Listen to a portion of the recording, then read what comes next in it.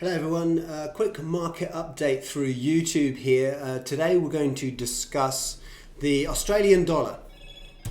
So today the New Zealand Central Bank, the RBNZ, surprisingly cut interest rates by 50 basis points. So anyone who was expecting a cut would expect it to have been the normal size that interest rates get cut by, which is a quarter of a point, so 25 basis points.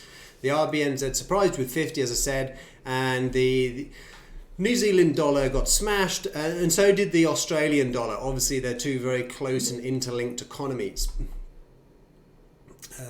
Bear with me. So point being, the Australian dollar has been hit, but it's been on an absolute roller coaster of late. It's, I say roller coaster, it's just been absolutely slammed with just multiple day declines. As you can see, we're so far below the 20-day moving average now. The market is hugely oversold. And so while I'm not a big proponent of counter-trend trading, I'm starting to look at this 67 level, which, by the way, is 67.50 is where we had the flash crash early in the year, and going back over time, let me go to a weekly chart to better illustrate this. Zoom in a bit. We're basically hitting the lows from from near 2016. The market's it's below, but it's at it's near key support levels. So the point is, yes, we could just absolutely free fall from here. And look, there is some historical precedent, but that is not a base case scenario. We're talking about a short-term potential pop here from oversold levels. So if we just zoom in again on the daily chart.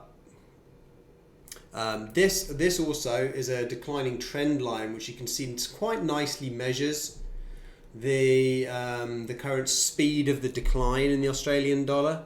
So a few supporting factors to suggest that maybe if we can hold above 750, maybe ideally we get a little dip down to 67. Look at how oversold, again, another bit of evidence. Look at the MACD. We're more oversold than we were during the flash crash.